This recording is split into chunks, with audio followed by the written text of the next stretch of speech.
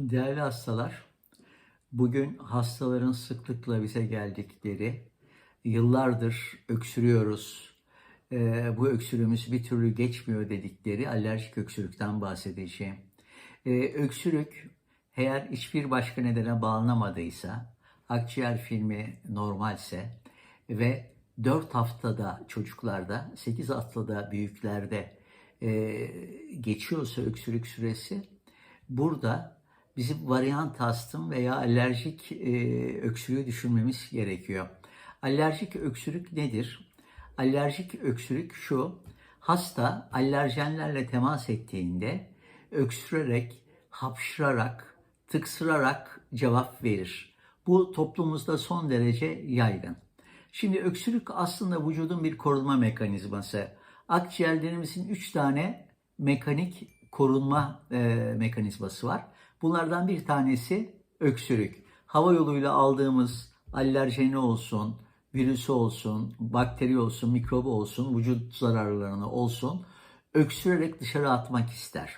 Şimdi biz bu zararlıları vücudu korumak için öksürerek dışarıya atmak yerine ne yapıyoruz? Öksürük şurubu kullanarak, öksürüğü bastırarak vücuda bu zararların girmesini sağlıyoruz. Bu yaptığımız en büyük hatalardan biri. Yani öksürüğümüz var, öksürük keselim. Nefes darlığımız var, nefesimizi açalım ama nefes darlığına neden olan faktörü tedavi etmeyelim. Şimdi alerjik öksürükler son derece kendini güzel bir şekilde belli ederler. Hastalar uzun süredir öksürdüklerini, bazı şeylerin öksürüklerini tetikledikleri, havaya karışan pis kokuların, sigara dumanının, parfüm kokularının veya deterjan kokularının öksürüğün tetiklediğini söylerler.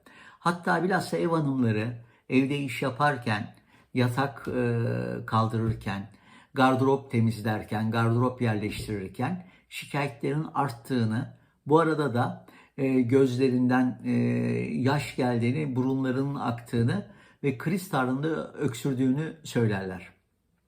Şimdi ev tozu akarı alerjilerinde öksürük çok sık rastlıyoruz ve hastaların çoğu da zaten bunu ifade eder. Nasıl ifade eder? Boğazıma toz kaçtı sanki, onu çıkarsam rahatlayacağım, onun için sık sık öksürüyorum diye uyarıda bulunurlar.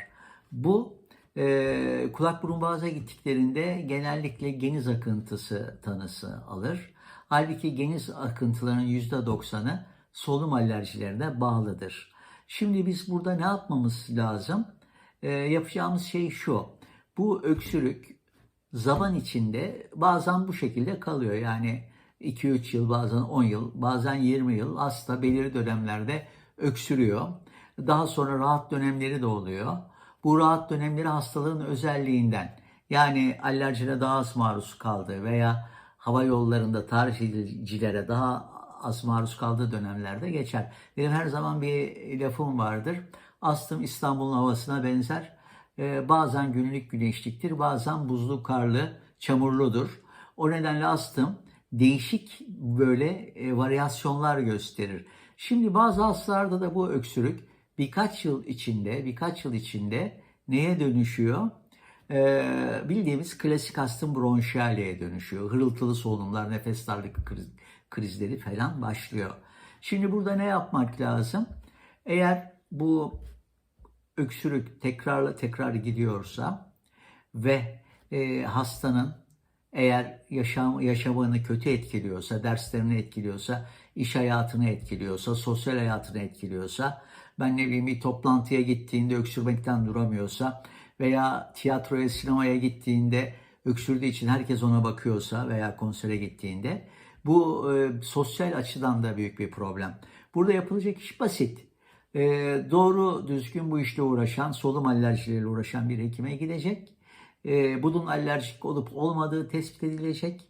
Eğer alerjikse ve hastanın durumu her yıl daha arta kötüleşiyorsa, mutlaka alerji aşı tedavisi uygun olan hastalarda aşı tedavisini denemek.